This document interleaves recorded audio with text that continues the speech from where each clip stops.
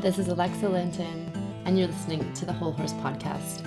I'm coming to you from the Cowichan Valley on beautiful Vancouver Island in Canada, and I'm excited to be bringing amazing instructors from around the world to share their knowledge about all the ways that we can keep ourselves and our horses well and happy, and about some of the cutting edge techniques, training, and different aspects that are coming into the horse industry and changing it from within. I'm so excited you're here, and I'm excited about the times that we live in and the shifts that are happening in the horse industry before our eyes. Let's get started.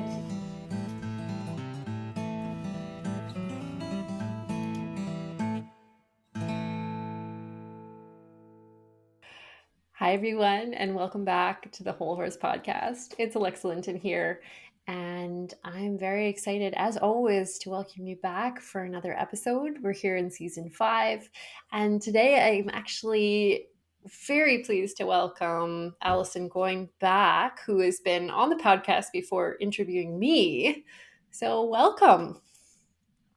Thank you. I'm very happy to be back. Yes, and since we chatted on the podcast 3 or 4 seasons ago now, you started a new business in specializing in essentially horses in a way, which we're going to talk about. And you've gone into this in a whole other way where now you're coming back as a guest. So I would love to get into it, Ali. I want to call you Ali. Is that okay? You can. Like Allison, Ali. There we go. I want to get into it. What is this new business that you're sharing with the world? Yes.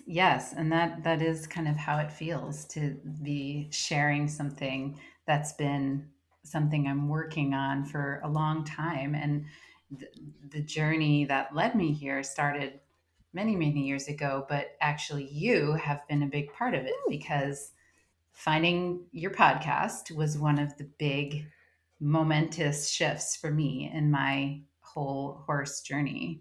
So, I finally got my own horse 4 years ago after a long time of being with horses and leasing horses and riding horses. And then, as is the case for a lot of people, my horse started leading me down different paths that I wasn't expecting. Some of that was from health things, some of it was just my own insatiable curiosity about how to do things better, how to deepen my relationship, how to bring together some of the other things I'm passionate about with horses and not finding that in the world around me, in the horse world.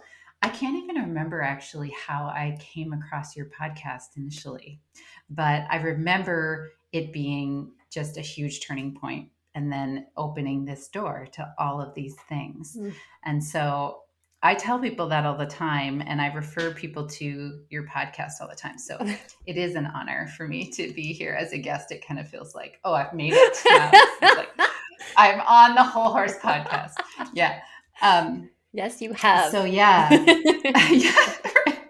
And then I did the apprenticeship program with you. I think it was actually 3 years ago now, which is wild. And that was incredible too, and just kind of deepened everything that I had been learning. So to be part of that as well this year is really exciting. All that to say, yeah, I'm at a point now where I'm starting to share more of my work and get out there in the public and try to give to others some of what I've learned and hopefully be helpful to horses and people. Yeah. So what is this Yes. amazing business that you're Yeah. And it's interesting because I don't have a business name per se. Like my website is my name, Allison Goin. On Instagram, I've been using this Centaur Soul Work, SOUL, because I wanted to have some kind of name that had like a meaning to it. But basically, I'm bringing together work with horses and my own passion for a spiritual approach to life and a spiritual consciousness and using spiritual tools. And I have used the word soul, SOUL, to distinguish where I'm working and the space that I'm holding from some of the other areas of work, that amazing work that are happening with horses around maybe, physical healing, emotional healing, other types of things. Of course, they're all linked together, but my goal is to really work with people on a deeper level of their own awareness of who they are, what they're doing in their life, what their purpose is, and how their connection with horses feeds that, and how that cycle works together. How do horses teach you? How do they lead you to your deeper purpose? And how does your knowing your own purpose and having that deeper self-awareness then inform your work with horses? And so it's this relationship. I've been calling it soul-centered horsemanship, as another kind of shorthand phrase, because it is a little bit hard to put language on these things. Mm. um, One of the tools that I bring is work with astrology. And so that's another passion of mine, and a specialty of mine. Yeah, and we recently did a session together where you did a reading, I guess we would call it, or you looked into my chart.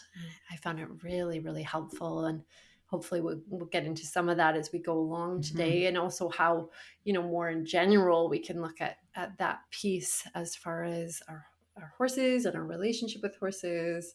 I know there was some curiosity on your part, and you've been looking into what are some of the threads that track for horse people, or people that are have this deep, deep connection to horses or a particular horse. Is there consistencies throughout their worlds or their charts? So Yeah. I'm really interested to see as we go down the line here what you've found out on that level. Yeah.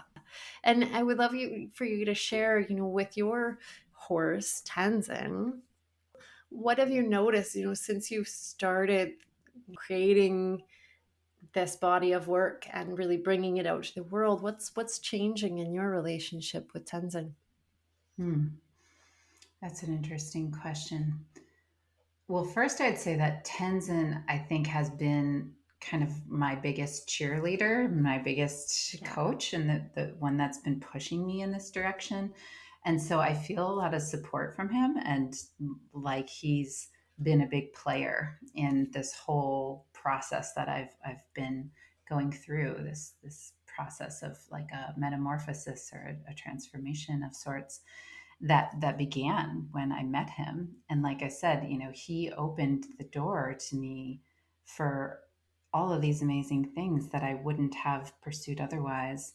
And so that has deepened our relationship as I've seen his role in Mm. that for me. Then I have a different respect and understanding and kind of just way of relating to him because of that. He has also had some health struggles. He's an off the track thoroughbred, and that has been kind of a simultaneous process, or one of those things where his process of healing and transformation has mirrored mine, and we're doing some parallel work. He has also really come out of his shell in the last few years and has become much more vocal and opinionated and just present and this big energy. Whereas when I met him, he was just really shut down and kind of depressed and docile and just like, now he's got a lot of presence and a lot to say. And in this journey with him, because of health things and then things that I've been through, we've gone through long stretches where I wasn't riding. And I remember one of your early episodes with Heather Mm-hmm. Nelson was like the joys of not riding.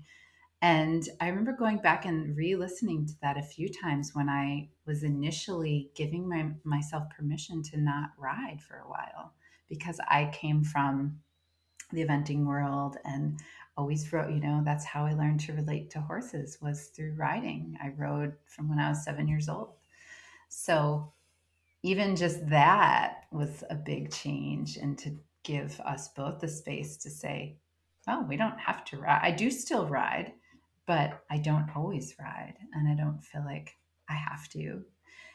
And so then recently he's had some nerve issues in his head that were causing a lot of head shaking, and it was making it almost impossible to ride. And so we took another break, took a step back, and I've spent a lot of time with him this summer, just spending time while he eats and I stand with him, and we do this whole process of communicating, of doing energetic releases, and for both of us, emotional releases. And then it's really a time for me to see what guidance comes through for my own work, my own life. He often has a lot to share in that regard. I love that. I wonder if you'd be willing to share a little bit of the details of your process when you're out in the field with him, just standing together. Yeah.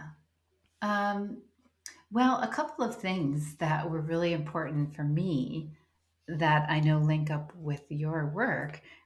We're learning the kinetic communication, you Yep. call it, the muscle testing was a huge turning point for me, because I wanted to develop my own intuitive skills. I knew that I had the ability to do that, but like a lot of people, I had a lot of self-doubt, and I just kept feeling like I don't know if I can trust what I'm getting. I don't know if I can trust myself, and always going to other people to ask them to do it for me. And then after I learned those tools from you through your program, then I started to really work with them intensively, to the point where I feel very confident in them. So now I have that to rely on. So I use that, first of all, to do all of my health checks with him, all of Yep. my decisions about supplements, feed, treatments, all of that kind of stuff.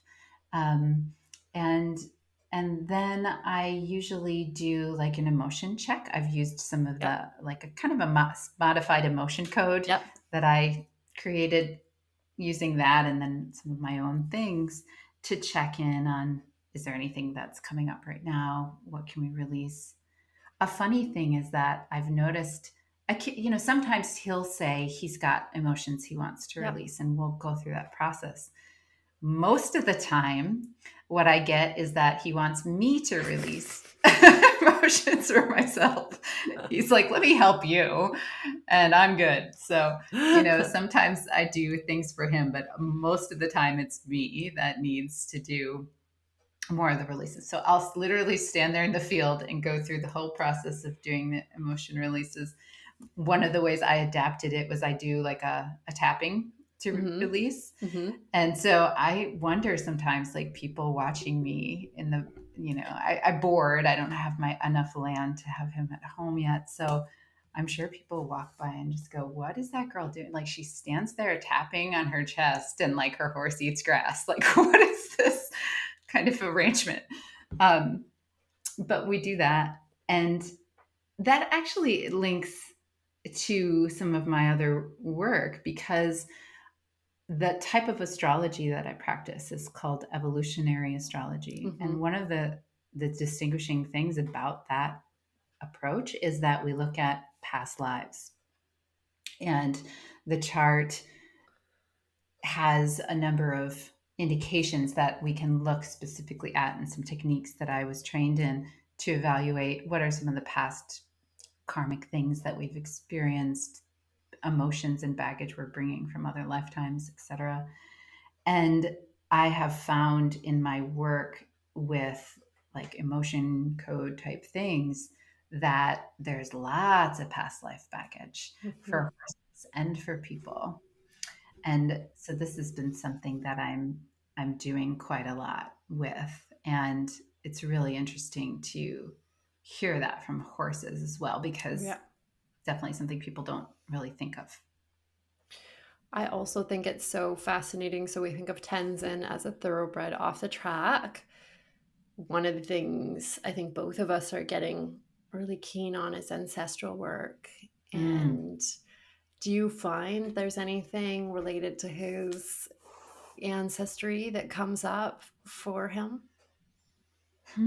Yeah, that's a good question. I think sometimes that the ancestral line stuff and the past life stuff can, like, I don't always know which is which. Yeah. Sometimes there's a blending, Yeah.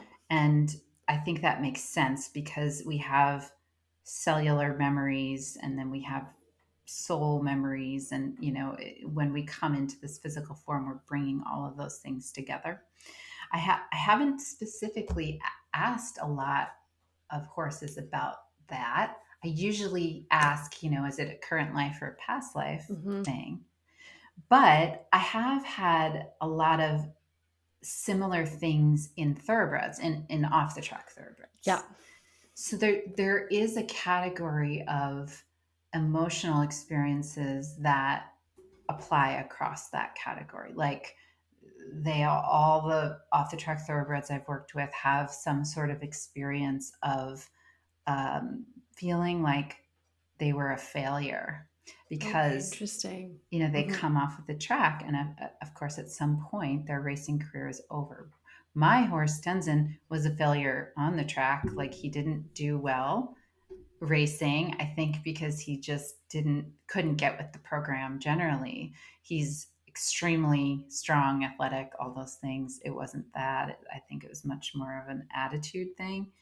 um, but I have also worked with horses that have won significant money on the track, but then when they left that role, they have this kind of loss of identity or Mm-hmm. confusion about purpose, or feeling like they let down the humans, or that that there was this expectation on them to do this thing, and then they can't do it. um, so that's been interesting to see that Mm. thread. Mm-hmm. I find it, ever since Raven came into my life, this has been more and more of a rabbit hole for me, I guess, is the Mm, ancestral piece. So she's a mm, purebred Canadian horse. Um, and they come from a fairly, like, they almost died out. And then there were 2 or 3 main studs that they repopulated with.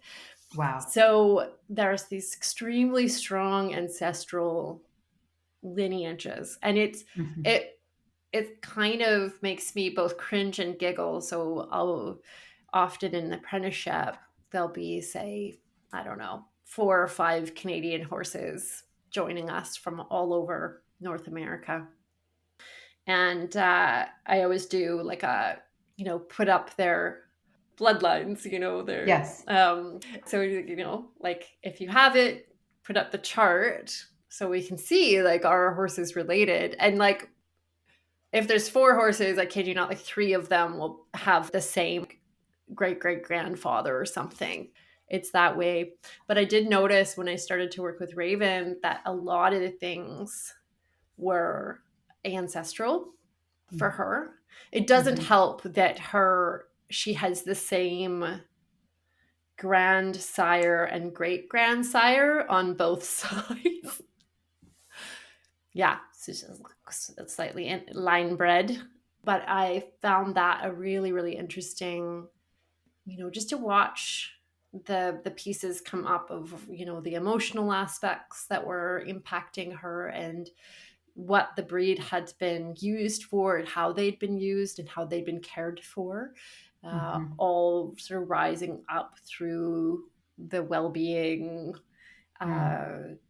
the quality of well-being, right? And still being. So, she's got certain things that I think I'll be chipping away at health-wise, as you can relate to with Tenzin, I'm sure Yeah. too, right? It's like, arthritis, or one of Raven's big ones is the runny poops. It's just like, oh my gosh, I'll get it handled for a little while and then it rises up again. It's like, okay, like this is a nut that I still have to crack. I'm sure some of our listeners can go, oh yeah, I've been dealing with that as well. But it's so interesting to look, I find, at what are those ancestral factors that are coming down the line and impacting our horses in different ways. So I always think of the off the track thoroughbreds. I find these very similar to you, the failure.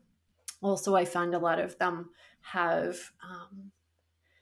and I don't know if you found this, like panic and fear stored in their system. Yes, absolutely. Whether they've had an accident on the track or they've been weaned super early and taken from mom quite early because they were sold off, or they had someone had a plan for them, right? And that's another one I really, really find in them. And then, just that panic of, the first times in the gate and the,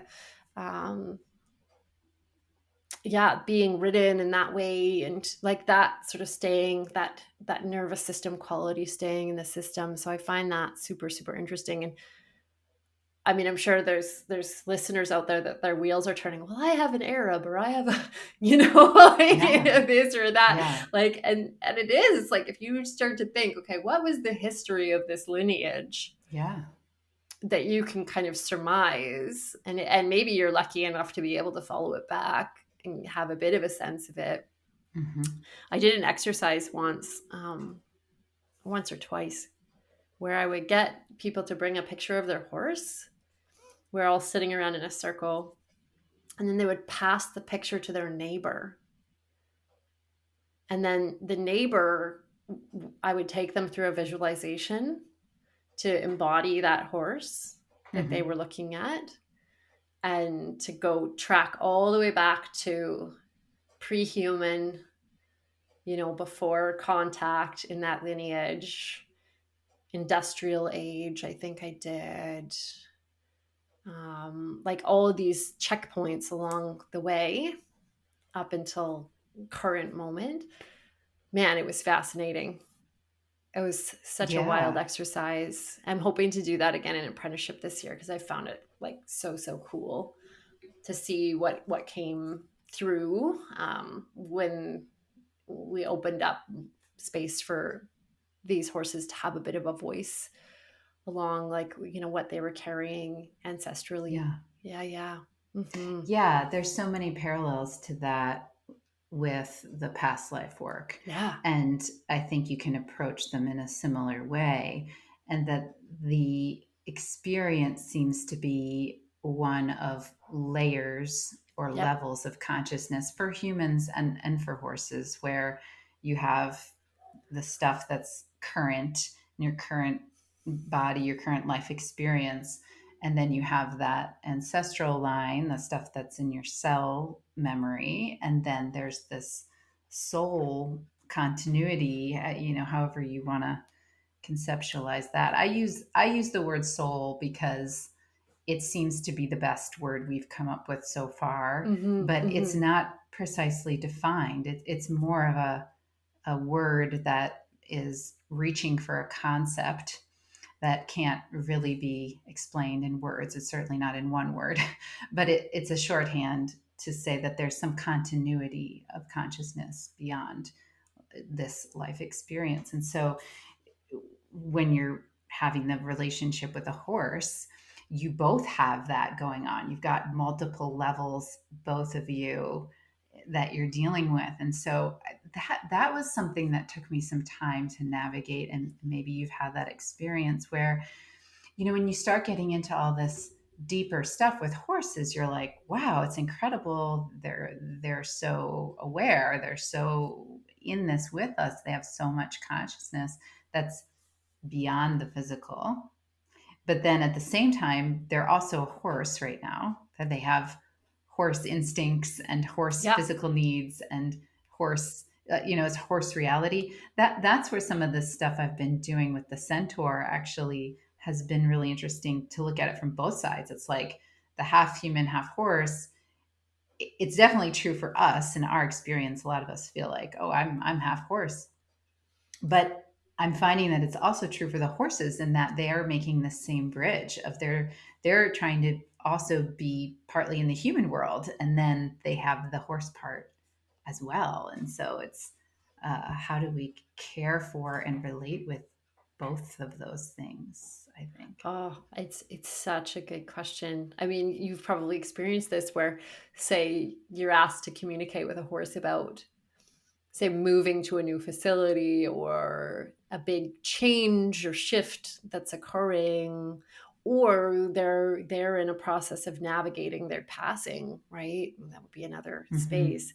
And then you get the horse instinctual side that might be displaying, a fighting or, a fear, anxiety around the change, even though on the spirit level or on the heart level, it's a, you can feel it's a yes. You can feel, this is Mm-hmm. what's Mm-hmm. wanting to, occur and move forward Mm-hmm. here, right? Like Mm-hmm. this balance Mm-hmm. between those two spaces. It would be so much easier, I think, as horse people, if for both us and our horses, if that, it was like, oh, like my horse wants to do, move to this place, and then it's like super easeful and like nothing goes Mm-hmm. wrong, and like my horse isn't anxious for a few days settling in. But alas, they're, these mammals that have a nervous system that affected by change. And so yeah, I can totally see that sense of, okay, we've got these two aspects that are working in different ways and hopefully together, but not always. Mm-hmm. Mm-hmm.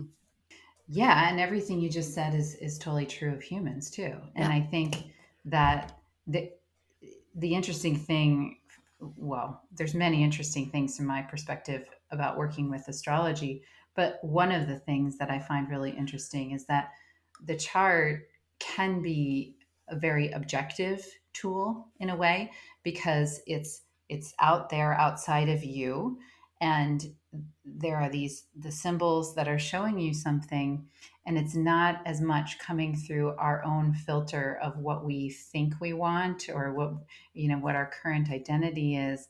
It is actually trying to come through on that deeper level of soul wisdom.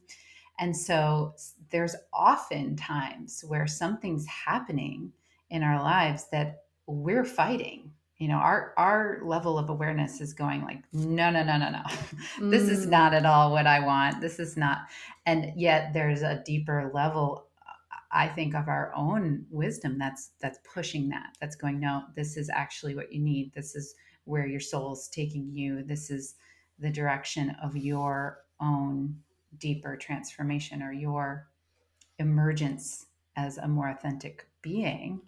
But it's not pretty, and it's not like, I mean, I'm sure you Comfy. felt some of that and maybe in your recent health stuff. That's such an Oh example yeah. of like a healing crisis. What does that do spiritually? And is that something you would want? Would you have ever said like, I know, I'll go to the hospital, that'll be a great way for me to change or grow, right? Right. Sometimes those things, I think, have a deeper purpose, Yeah. and we are going to resist them, or we are going to go through a lot of discomfort. And that doesn't mean that it's the wrong thing. Like you were saying about the Yeah. horse that's moving, Yeah. there's a level of which, that the horse is going like, hey, this is disruptive and I don't really want to do this and I'm comfortable. But there is that deeper awareness of actually, this is Mm. going to be better for me. I love that. I mean, I think I look back at my health event and I think, wow, there were various ways that I could have rolled with this. Mm-hmm. Right? I could have really fought it and Mm-hmm. been super upset. It felt really like um, let down by my body. Mm-hmm. Um, Yeah. resentful of my body. That would have been one way to move through it. What's really interesting is that the way that I chose to move through it, which at that point in my journey seemed like the only viable and workable thing to do was, like we talked about in the last podcast with Carrie, is like to surrender to it, Mm-hmm. to be curious about it, to be open to what is this about. And the difference, I think, is that I am excited to weave this back into your work. In the first scenario, I would have missed all the gifts, all the Right. learning, all the growth, all the good things that came out of that place. Whereas in the second scenario, I would have been in a mindset, in a heart space, in a spiritual position to receive the gifts and the learnings and the growth. Right. And I'm sure that's something you see, and also provide guidance around us. Okay, how can I be in a scenario which at this moment does not feel super fair, super great, super comfortable, Mm-hmm. and be able to come to a place where I can receive the gifts, the learning, the growth from this experience. Yeah. Yeah, absolutely. There's a number of things that came to mind with that.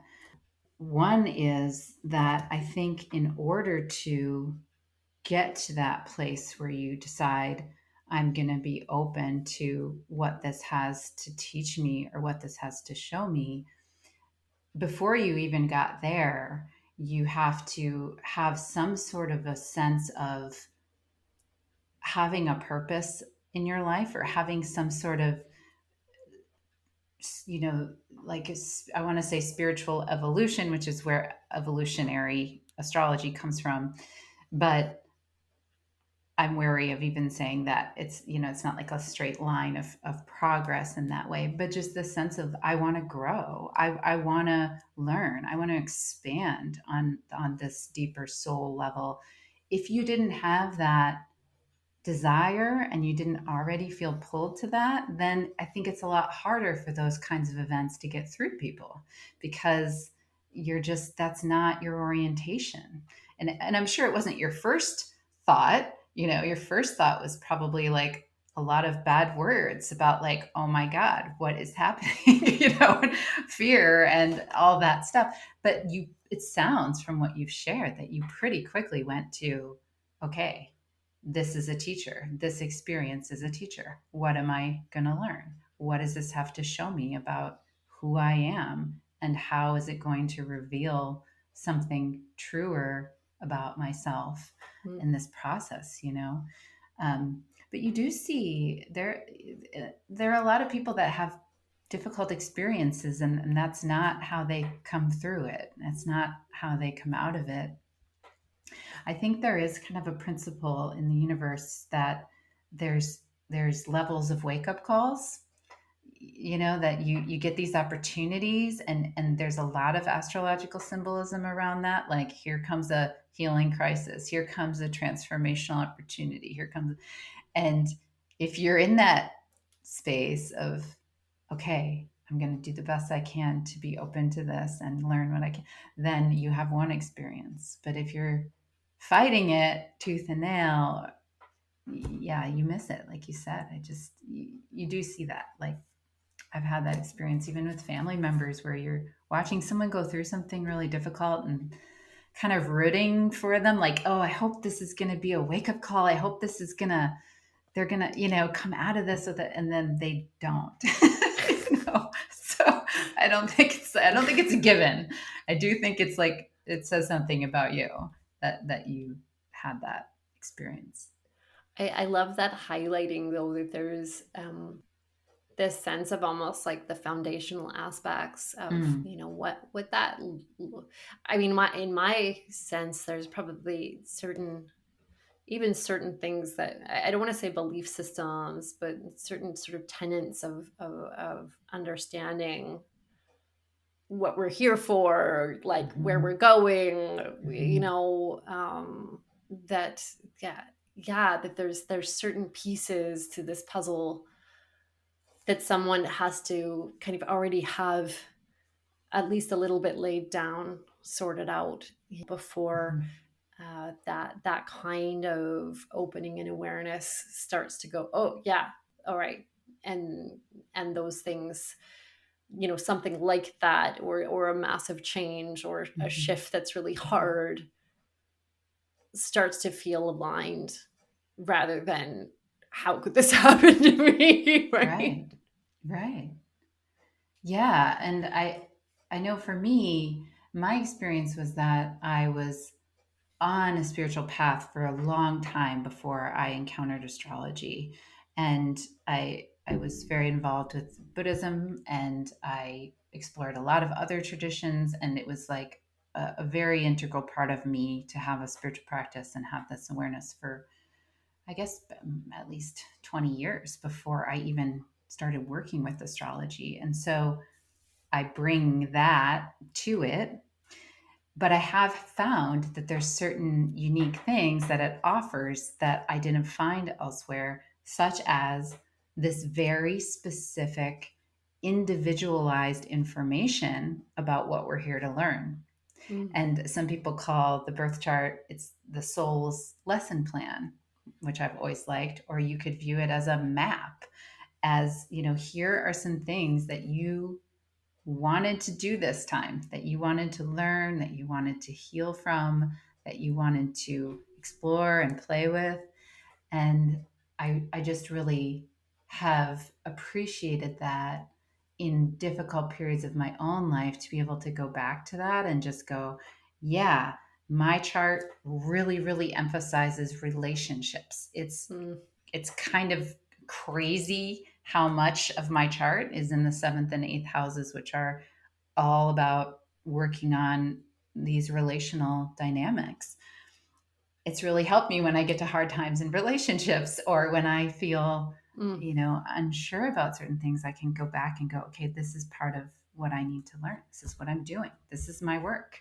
And of course, it's going to push me right up against my edge, because that's where we learn. That's where we grow. Mm. Hmm. Yeah, it's beautiful. I mean, I'm sure we were chatting before we got on around this, starting a new business. Mm. Like, I remember back to when my business was a growing, I mean, it's still growing, but when it was a little tiny seedling that someone could step on and smush, Mm. um, not quite a viable, you know what I mean, like, thing quite Yes. yet. And Yes. that's such a challenging moment in a path. I remember, you probably heard me tell this story. I was in university. I was an honors student. I was on my way, on track to essentially either med school, physio, chiro, like some naturopathy. And then I don't know what happened in my last year, but I decided to forego my last two prereqs for any of those programs and take Spanish and philosophy of religion instead, which changed my life path completely. Like, it just Mm-hmm.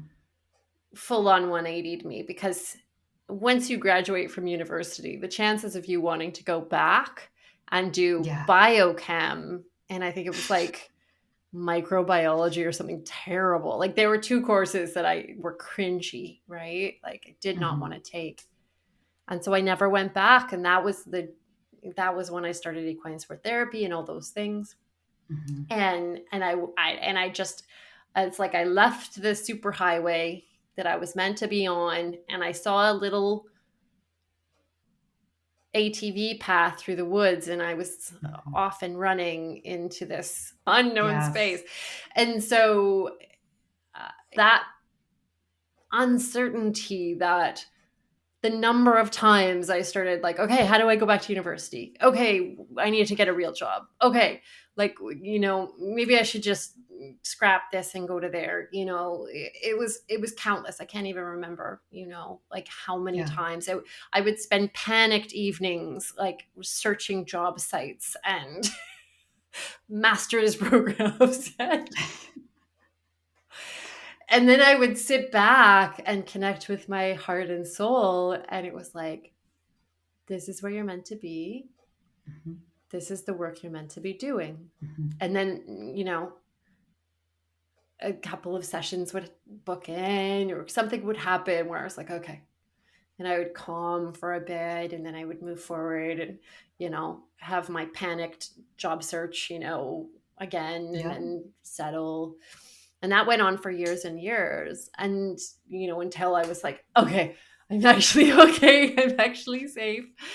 So I can only imagine, for you right now, you're sort of in that blossom, that Mm-hmm. time of the growth. Mm-hmm. Yep. So, how are you doing? How's it Yeah. feeling? What's coming through there?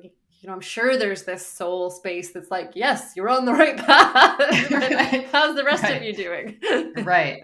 Yeah, no, it's so true. And it's really interesting because we have some parallels there too. I was a super overachiever. I had my bachelor's degree when I was 20 years old. And then I was enrolled to go to law school and was just going to go right on that track to like, I'm going to law school, then I'm going to do this and do that. And then I didn't go to law school. And I got married. I met my husband, which was like a huge life shift and transformation for me. And I started on this spiritual path, and but I didn't have a plan. I didn't have an alternative plan. I was like, what am I going to do? And so I ended up getting jobs in nonprofits. And then I developed a nonprofit career and I started consulting on my own with nonprofits 11 years ago. So I'm not new to self-employment by any means. I've been self-employed for 11 years, but I have focused in an area where I had an established skill set. It's something that people understand and easily could relate to. I did grant writing and strategic planning. People know what that means, Mm-hmm. and it's very concrete and tangible, and I'm good at it. So it worked, and I was able to do something I cared about. I absolutely don't like undervalue what I've done. I worked in the regenerative and sustainable ag fields exclusively for the past 11 years. It's getting money from the government to support small Mm-hmm. farmers and farmer training programs, and so all good stuff. But then there's this piece coming up from the depths of, there's something more authentic. There's something that's like you said, it's soul work. It's coming from this very deep place in me that feels like it wants to come out now, and it's a calling. It feels like I'm being called to this, and I need to do it. But yeah, it's uncomfortable, and it absolutely is uncomfortable as well to be so countercultural. Yep. And you know how that is. It's Mm-hmm. just, Yep. we have a network, and a lot of that thanks to you, because you're such a good networker and a good builder of connections, that we've found each other. But it's still, I think, even those of you like you who have established a presence and a business in this realm, you're still fledgling in the eyes of the Oh yeah, mainstream, totally. monolithic, like, so I think we really do have to support each other and encourage each other. And I'm looking at ways to do that as well. I do a lot of collaborating just in, one-on-one, but I'm also in the process of trying to develop some tools and resources and online spaces that will help other people on similar paths of, whatever you are, a healer, a light worker, a guide, whatever you call yourself, to then have some support and some encouragement, because yeah, it's hard. It's swimming upstream a lot of the time. Oh yeah. Oh yeah. It's when you start to really, we pull back to that ancestral piece. How many of us had probably super intuitive ancestors, especially in our matrilineal lines, Hmm. that were persecuted and Yep. shamed and shut Hmm. down and all the things, Exactly. or worse. And for, speaking to that Yep. aspect of themselves, for following their inner guidance, for attempting Yep. to live a life that was heart, from the heart, and from their passion and their gift and their, that part of them, right? So we're Yeah. carrying this ancestral burden oftentimes, and fear and anxiety around, oh God, what's going to happen when I, tell people that I can hear animals, Oh, or yeah. that I can follow energy, or see people, where people or horses are going or have been, like all these Mhm. things where, I feel it's wonderful and crazy that I can come on here and talk about this stuff, and Mhm. nobody's coming after me with pitchforks and torches, which is Mhm. fantastic. Yeah. We're living in a time where thankfully we can start to share and actually build something on this level, which is pretty cool. Mhm. Yeah. to be at this point. Yeah, absolutely. And many of us, that shows in our chart. I remember seeing some of that in your chart as well, that those past life experiences, same kind of thing as what you're saying with the ancestral, that we've had experiences of being persecuted or being an outsider, being exiled, or even just plain misunderstood. Like the story of Cassandra or the other oracles who had this ability to see, and they were correct, they were accurate, and nobody believed them. What does that do to you on a soul level, to feel like I have this gift, I have this ability, and no one received it? I think there's a lot of that. So Mm. it is an interesting time that we're in, that so many of us are now coming forward. And there's some astrology to that as well, like on the collective level, what's happening. Part of that is an opening to a new spiritual time or a new spiritual consciousness. And I think it's really interesting, the overlap with horses. I don't think it's an accident. I don't think it's like, isn't it a coincidence that so many people into horses are also on these other frontiers? I really feel like horses are helping us do that at this point in time, and that, they've helped us with all of these different things throughout history. And now they're going, okay, we are going to help push you into this next world that you're going into. Mm-hmm. I absolutely see that. I mean, we have a mutual friend, Laura Bird, and she shares about levels of consciousness in terms of Mm-hmm. animals. I probably Mm-hmm. shared this on the podcast before. Horses sit at the heart, through the heart chakra energy, in a place of relational mastery, shall we call it, Mm-hmm. and community mindedness and collaboration, and they're, yeah, it's little wonder that they're the animals that we find ourselves so drawn to when we're on that road, looking deeply into those spaces, within ourselves, and also outside of ourselves. So I just love that, weaving that aspect in, the type of energy horses naturally Mm-hmm. hold for us. Hmm. Yeah. Hmm.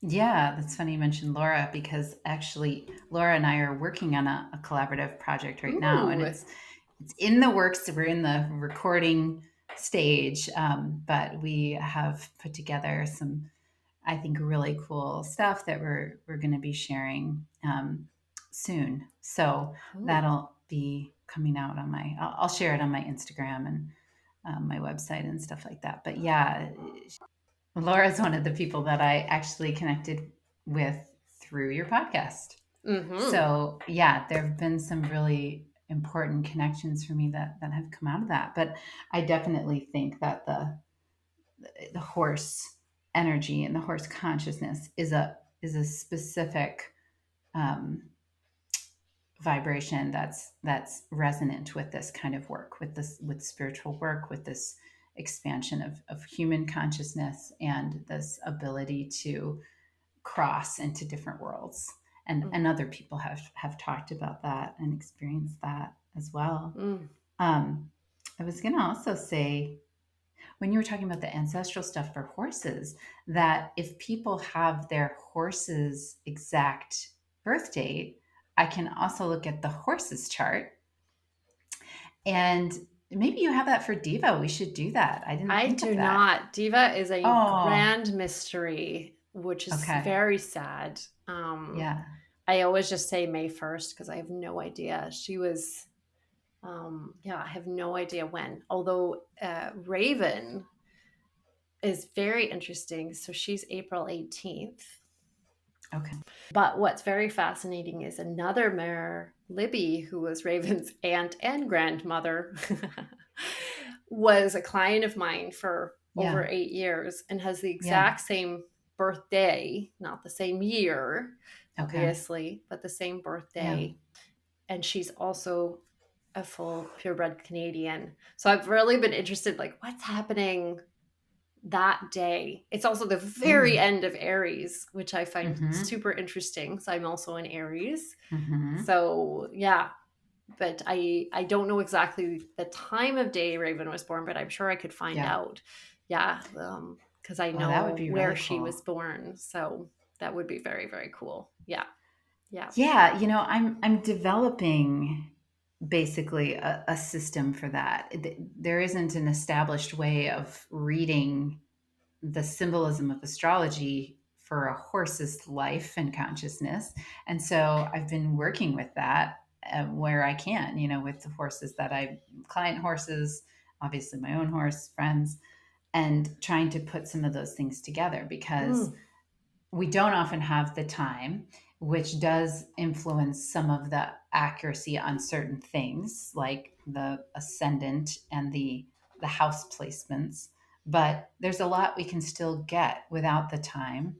And yeah, I'm just really kind of curious to see over time, how does that Hmm. play out? How's that look? Because yeah, a lot of horses are born in the same time of year. You Yeah. need, like, so their sun signs are within a particular grouping, but all of the other planets are in different placements. And so Hmm. how does that look?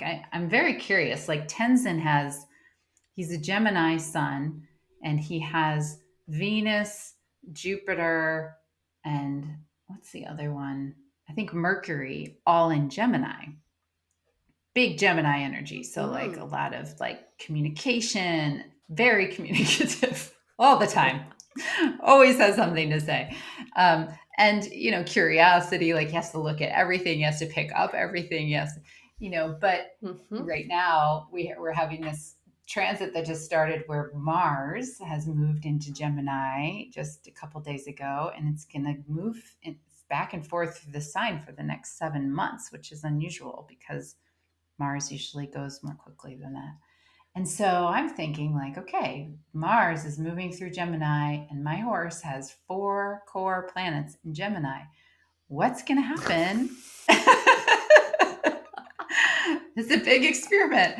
Watch what happens when Mars touches 4 planets in your horse's chart. We'll see. I'll Yeah. share it. Yeah. Keep us posted. I'm hoping it doesn't mean, like big explosions and like, No. like maybe I need to be careful with like, don't do some crazy riding stunt right now. Right. I don't know. Oh, that's Yeah. funny. Oh, I'm very interested to hear once you, the experiment is complete. You'll have to come back and Yeah. let us know. And I want to try. I want to circle back here to that earlier questioning around. Have you found any commonalities, any pieces that are sort of threads through the charts of horse people, let's say, that are tend to be drawn or find themselves on more of a spiritual or heart-centered path with their horses? What have you noticed? Yeah, a couple of things. Of course, my sample size doesn't include people who aren't on a heart-centered path with horses Yeah, or so spirit, that is because those challenging. people don't come to me. Um, Maybe I should put a call out to be like, horse people who aren't open to spiritual things. Can I look at your chart? just to see what's going on. Yeah, I don't know what kind of response I'd get from that. But I am looking at Chiron, which is one of the centaurs.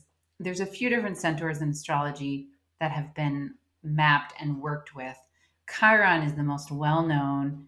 Chiron as an asteroid was discovered in 1977. So it's not actually a very long period of time, but that's the one that most astrologers use and know. And so I have started to look at Chiron placements as an indicator of either what we need to learn from horses or how we particularly work with horses in our lives or what role they play in our lives. And I think there's something to that. Um, but I think the other thing that maybe makes it more tricky, and again gets back to the individuality of working with a birth chart, is that I think the horse stuff probably mostly shows up in whatever area of life you're really doing a lot of your work in, so it could be different for everyone. And that makes it a little harder to do some kind of like statistical research on how does this show up for people. But that's the other part of my working theory. I think Chiron is a piece of the puzzle, but I also think there's a deeper story there based on the holistic view of what your chart says about your soul's work in this lifetime. And then how horses are going to link it to that. So, yeah, I definitely see, though, that there are certain elements like people having either Uranian or Aquarian placements that are strong, which allows you to kind of think outside the box or go against the mainstream or question things. That seems like an important piece. Certainly, some kind of like spiritual curiosity or a draw to a spiritual path, or that feeling of, this is an important part of my life. Those are commonalities, and maybe even some elements of like courage or the warrior, Aries, Mars archetypes, where you do have to be willing to face things that might be uncomfortable, to go a little bit deeper. Even Pluto's another good astrological archetype. Pluto is the shaman archetype, but he's also the god of the underworld. And what Pluto shows us is what the process of transformation actually looks like, which is death and rebirth. And so having to be willing to face death, which you did very literally. Other people do, a little more metaphorically at our age, but yeah. Wow. I love that. Thank you. I'm sad to share that we have to wrap up our time together. It went so fast. It went so fast. Absolutely. It was wonderful. And I'm so appreciative for a conversation like this that has all these pearls of wisdom, is so fascinating. And hopefully for our listeners, maybe there was a couple of things that just were like locked into place or went just like, oh yeah, that was an aha for me. So yeah. So thank you so much, Ali, for that. Really appreciate it. Thank you, Alexa. I so appreciate you inviting me on, and I'm really looking forward to participating in the apprenticeship program again this year. So yeah, Ali is teaching for the spiritual module this year. She's our guest mentor for that, which couldn't be more perfectly aligned in my mind. So yes, I'm very excited to have you back as well. So Ali, how do people get in touch with you? What's the best way to find you? Yeah, I have a website, which is allisongoin.com, and you can reach me through that. And then I am most active on Instagram right now, and my handle on Instagram is Centaur Soul Work with underscores in between the words. And so I will be sharing news about new projects and collaborations and opportunities through through both, actually, my website and Instagram. And yeah, I'd love to hear from people. So feel free to reach out. And I do individual sessions as well. So happy to meet with people. Yay. Thank you so much, Allie. And thanks everyone for listening. And we are under a month away to the start of the Whole Horse Apprenticeship. It starts September 15th. So if you're interested in joining and want more details, you just need to head to alexalinton.com/apprenticeship-2022 to find out more. And I hope to see you there. Well, we hope to see you there. Yes, we do. All right. Have a great day, everyone. Thanks for listening. Bye for now.